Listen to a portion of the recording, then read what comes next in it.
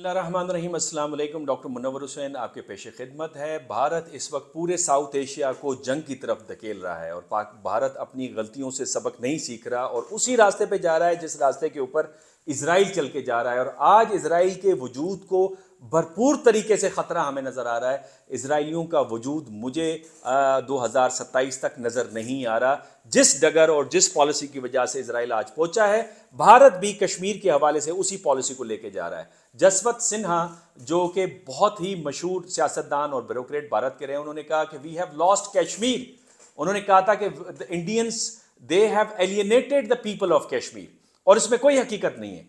एक दफा फिर भारत ने लोकसभा के अंदर 2 बिल्स पास किए हैं। इस बुध को पहले बिल का नाम है Jammu and Kashmir reorganisation bill 2023, दूसरे बिल का नाम है Jammu and Kashmir reservation amendment bill 2023। 7 features हैं। एक फीचर जो है इकोनॉमिक सोशल डेवलपमेंट के हवाले से भी है, जो कि जस्टिफाई कर रहा है, आइडियल जस्टिफिकेशन है कि हमने ये बिल क्यों दिया है। ये बिल जनाब अमित शाह जो कि उनके स्टेट सेक्रेटरी या जिसे हम वजीर दाखिला कहते हैं, इंटीरियर मिनिस्टर, उन्होंने ये बिल पेश किया। और ये बिल उन्होंने कहा कि ये बिल हक जताता है भारत का पाकिस्तानी साइड ऑफ कश्मीर के ऊपर। तो उस हवाले से हमने उनके लिए 24 सीटें रिजर्व की हैं कि कहां पे, जम्मू कश्मीर की असेंबली के हवाले से हमने वहां पे फिक्स कर दिए। भारत का वो हिस्सा है और हमारा वहां पे हक है। दूसरा, वो ये जस्टिफाई करते हैं कि जो डिस्प्लेस्ड कश्मीरी थे, स्पेशली द पंडित्स, उनको रिप्रेजेंटेशन दी जाए असेंबली के अंदर। इससे पहले उनकी नुमाइंदगी मौजूद नहीं थी, तो इसलिए हमने ये बिल दिया। अब इस बिल के ऊपर खुद भारत के अंदर बड़ी बहस चल रही है और बहुत जबरदस्त किस्म की तनकीद हो रही है। और उस तनकीद के जो चीदा पॉइंट है मैं आपके सामने रख देता हूं। अगर आपको इख्तलाफ है तो आप अपने कमेंट्स में इसको शो कर सकते हैं। पहली तनकीद ये है जनाब, और ये तनकीद उनकी सियासी पार्टियों की तरफ से हो रही है। ये तनकीद इंसानी हुकूक के लिए जो काम करती हैं भारत के अंदर दुनिया की तंजीमें और भारत की तंजीमें, वो तनकीद कर रही हैं। पहली तनकीद जनाब ये है कि ये कश्मीरी लोगों की ख्वाहिश के मुनाफी है, उसको रिप्रेजेंटेशन नहीं करता, लिहाजा जो जमहूरी असूल हैं उसकी बरमला मुखालफत है। जमहूरियत तो है ही इंसानी जो ख्यालात हैं, जो माशरे के लोगों के जो ख्यालात हैं, उनकी जो राय है उसका एहतराम करना है, उस पर फैसला साजी करनी है। लिहाजा कश्मीर के लोग, ये तंजीमें, सियासी जो पार्टियां वो कहती हैं, वो तो चाहते ही नहीं है हमारे साथ रहना, वो तो चाहते ही नहीं है ये जिस पे आपने बिल पास किया है, तो उनकी ख्वाहिशात की नफी है। पहली तनकीद ये है। दूसरी तनकीद ये है कि ये बिल हक़ खुद इरादियत का जो असूल जो यूनाइटेड नेशन ने दूसरी जंग अजीम के बाद अपनाया, जो अमेरिकन आइडियल इंटरेस्ट है, जिसकी वजह से दुनिया में डीकॉलोनाइजेशन शुरू हुई, जिसमें खुद भारत ने आज़ादी हासिल की, ये उसकी खुल्लम खुल्ला खिलाफ वर्जी है। हक़ खुद इरादियत की मुखालफत करना, यानी मौजूदा convention, international law, United Nations की जो रेजोल्यूशन है इस इशू के ऊपर हक़ खुद इरादियत, उसकी मुखालफत करने के मुतरादिफ है। लिहाजा ये कानून जो है इसकी लेजिटिमेसी नहीं है। तीसरी इंपॉर्टेंट जो तनकीद है, ये खित्ते में मौजूद पहले से जो कशीदगी है, चूंकि भारत के जो ताल्लुकात हैं सारे पड़ोसी ममालिक के साथ अच्छे नहीं है। बांग्लादेश के साथ बॉर्डर डिस्प्यूट है, नेपाल के साथ उन्होंने अपना नया नक्शा जारी कर दिया, मालदीव्स के अंदर इलेक्शंस, इस इशू के ऊपर प्राइम मिनिस्टर ने जीता कि मैं भारतीय फोर्सेस को का इनखला करूंगा, यहां से निकालूंगा बाहर, और उसने कहा कि अपनी फोर्सेस को यहां से लेके वापस जाएं। पाकिस्तान के साथ पुरानी कशीदगी है, तो खित्ते के अंदर अमन और सलामती को बहुत बड़ा खतरा इससे लाहक है। खित्ते के अंदर जो माशी तरक्की, कनेक्टिविटी, ट्रेड हो सकती है, उसके जरिए से जो गुर्बत मिट सकती है, उसके लिए बहुत बड़ा खतरा है, उसके लिए बहुत बड़ी रुकावट है। और चौथा ये कि अमित शाह साहब का कहना है कि ये बिल जनाब इंसाफ की फराहमी को यकीनी बनाएगा उन लोगों के लिए जो 70 साल से महरूम हैं। ये मैं समझता हूँ बहुत बड़ा मजाक है। अमित शाह साहब से मैं ये पूछता हूँ कि अगर आप इंसाफ चाहते हैं ना, ये जो 9 लाख की फोर्स आपने कश्मीर पे लगाई है, ये जरा हटा के दिखाएं, फिर आपको पता चलेगा कश्मीरियों के नजदीक इंसाफ है या क्या है और क्या नहीं है। ये जो कश्मीरी लोगों को, उनके सियासतदानों को, बूढ़े हैं, जवान हैं, औरतें हैं, सबको पाबंद सलासल किया हुआ है, एक दिन निकाल के उन्हें आजाद कर दीजिए, इंसाफ आपको पता चल जाएगा इंसाफ क्या है। ये जो पैलेट गन से आपने नौजवानों की आंखों को निकाला है, नाबीना किया और माजूर किया है, पैलेट गन और अपने हथियार निकाल के दिखाएं, फिर कश्मीरी बताएंगे कि इंसाफ क्या है।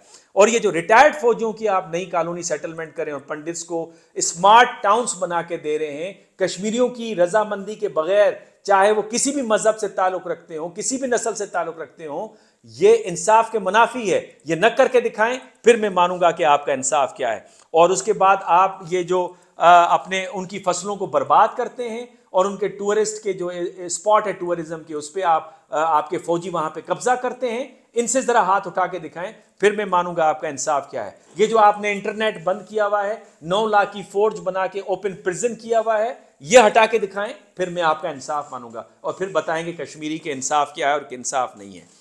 अब इस बिल की वजूहात क्या है, ये बिल क्यों मार्ज़े वजूद में आया?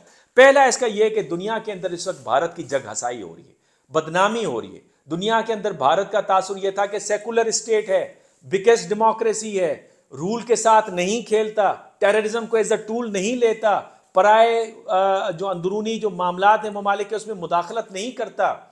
इंडिया का डेथ स्क्वाड एक्सपोज हुआ। पहले कनाडा ने किया सितंबर में, अब अक्टूबर में अमेरिका में इंफॉर्मेशन लीक आउट हुई और ये कहानी शुरू होती है 30 जून से जब नखील गुप्ता को गिरफ्तार किया जाता है। फिर अगस्त में, सितंबर में अमेरिकन ऑफिशियल, चाहे इंटेलिजेंस ऑफिशियल्स हो या एडमिनिस्ट्रेशन के लोग हों, सेक्रेटरी ब्लिंकन हो, वो आके इंडिया को कायल करते हैं कि हमारी इन्वेस्टिगेशन में मदद करें। ये इनकार किए पड़ते हैं और फिर उसके बाद कहते हैं कि मीडिया के ऊपर कि इसमें अगर हम इन्वॉल्व ही नहीं अगर हैं तो आप सबूत प्रोवाइड कीजिए।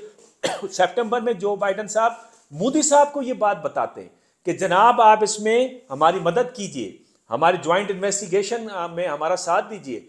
वहां पे मीडिया को रोक दिया जाता है कवरेज के हवाले से और अक्टूबर में केस साबित होता है कोर्ट के अंदर। अक्टूबर में इंफॉर्मेशन लीक आउट होती है। सितंबर में जस्टिन ट्रूडो पार्लियामेंट के अंदर खड़े होकर कहते हैं कि ये जो हरदीप सिंह का कत्ल है इंडियन रॉ इसके अंदर मुलव्वस है और I5 ने ये इंफॉर्मेशन दी है। लिहाजा I5 के अंदर कौन है? न्यूजीलैंड है, ऑस्ट्रेलिया है, इंग्लैंड है, अमेरिका है, कनाडा है। और उसके बाद अमेरिकन कहते हैं कि ये नखील गुप्ता को हमने गिरफ्तार किया है और इस हवाले से फिर टेरर फाइनेंसिंग के हवाले से रिपोर्ट आती है जो फेटअप देता है। तो दुनिया के अंदर एक बदनामी हो रही है और सिर्फ कनाडा और अमेरिका के हवाले से नहीं, फिर यूके कहता है जनाब कि हमारे यहाँ भी एक सिख रहनुमा का कत्ल हुआ, उसको जहर देकर मारा गया। उसके बाद कतर के अंदर 8 नेवल ऑफिशियल्स पकड़े जाते हैं इंडियन, उनको प्रोसिक्यूट किया जाता है। तो दुनिया के अंदर एक बदनामी होती है और इंडिया का चेहरा मस्क होते नजर आता है, तो वहां से तवज्जो हटाने की एक आपको काविश नजर आती है। उसके बाद इलेक्शन, दूसरा जो इंपॉर्टेंट रीजन है, इलेक्शंस चूंकि चल रहे हैं इंडिया के अंदर, इलेक्शंस करीब हैं, तो मोदी साहब इससे सियासी फायदा उठाना चाहते हैं इस तरह के बिलों से। माजी में कभी आपने देखा फॉल्स फ्लैग ऑपरेशन किए, जो मिस्टर मलिक जो एक्स गोवा के गवर्नर कश्मीर के, उन्होंने कहा कि ये जो यहाँ पे टेररिज्म की एक्टिविटी हुई थी इंडियन से खुद करवाई थी। उसके बाद फॉल्स फ्लैग बालाकोट ऑपरेशन कर दिया इंडिया में वाह करने के लिए, तो अब बिल पैदा करके फिर वाह करते हैं। यानी इमेज देना है इमोशनल नॉर्थ इंडियन नौजवानों को जो कि 60% है, ये देखो अमेरिका के साथ हम किस तरह डील कर रहे हैं, कनाडा के साथ किस तरह डील कर रहे हैं, कतर को हम लिफ्ट नहीं करा रहे, पाकिस्तान में टारगेट किलिंग कर रहे हैं, कश्मीर को देखो हम कैसे कानूनी तौर पे हथियार हैं। अपील है, लिहाजा नौजवान इस ट्रैप में आते हैं और वो फिर इनके लिए वोट देते हैं। अब चंडीगढ़ का इलेक्शन हुआ, 14% भारतीय जनता पार्टी ने ज़्यादा वोट लिए, दूसरे रियासतों के अंदर इलेक्शन हुआ, वहाँ पे ज़्यादा वोट लिए। तो लिहाजा एक स्ट्रैटेजी है जिस स्ट्रैटेजी के जरिए चल रहे हैं। ये दूसरा इंपॉर्टेंट रीज़न आपको नज़र आ रहा है। तीसरा, पाकिस्तान की पैसिव पॉलिसी है, पाकिस्तान के political issues and economic issues की वजह से। और जब आप पैसिव हैं तो दूसरा ऑफेंसिव होगा, जब आप डिफेंसिव होंगे, कहा यह जाता है कि राइवल की कमजोरी से फ़ायदा उठाएं। मैं पहले दिन से कह रहा हूं, जब से अमेरिकन फोर्सेस का इनखला हुआ है अफगानिस्तान से, पाकिस्तान को बैलेंस करना चाहिए था इंडियन फोर्स को कश्मीर के अंदर। और अभी जब फेटफ ने टेरर फाइनेंसिंग के हवाले से और दुनिया में इलीगल वेपन के ट्रेड के हवाले से इंडिया को मरकज करार दिया है और इस महीने वो इन्वेस्टिगेशन के लिए इंडिया में आ रहे हैं, तो इसको और प्लस ये जो Indian global death squad expose हुआ है, दुनिया के अंदर अपनी फोर फ्रंट पे जाकर अपनी सफारतकारी को तेज करें और खेलें और दुनिया के अंदर वो सबूत दें जो कुलभूषण यादव का नेटवर्क हमने पकड़ा, और वो सबूत दें जब इंडिया 14 और 12 कॉन्सुलेट्स खाने टेररिज्म की ट्रेनिंग के लिए इस्तेमाल कर रहा था, जहां लश्कर एरार, टीटीपी, बीएलए को ट्रेनिंग दे रहा था। जिस तरह से उन्होंने कराची के अंदर, जिस तरह से उन्होंने केपीके के अंदर, जिस तरह से उन्होंने बलूचिस्तान के अंदर टेररिज्म और लाहौर के अंदर टेररिज्म की, उसके सबूत दें और बताएं कि देखिए हमारा पॉइंट ऑफ व्यू विंडिकेट हो रहा है, हम तो पहले दुनिया को बता रहे थे जो आप यकीन नहीं कर रहे थे। ये टाइम है इंडिया को प्रेशर लेने का और तब ही इंडिया आपके साथ नेगोशिएशन की टेबल के ऊपर बैठेगा और सही होगा। उनके नेटवर्क को दुनिया एक्सपोज कर रही है, आप एक्सपोज करें। आप बताएं कि यूनाइटेड नेशन की ह्यूमन राइट्स काउंसिल ने क्या रिपोर्ट दी है, आप बताएं जॉर्ज सोरो ने क्या बात कही है, आप बताएं सेर्बिन की रिपोर्ट बीबीसी ने क्या चलाई है। आप इन चीजों का एक पूरी डॉक्यूमेंटेशन बनाएं और दुनिया के अंदर इसको आप डिसमिनेट करें। आप जाएं, आप बताएं लोगों को, अरब वर्ल्ड को बताएं जो कि वहां जा जाके इन्वेस्टमेंट करें।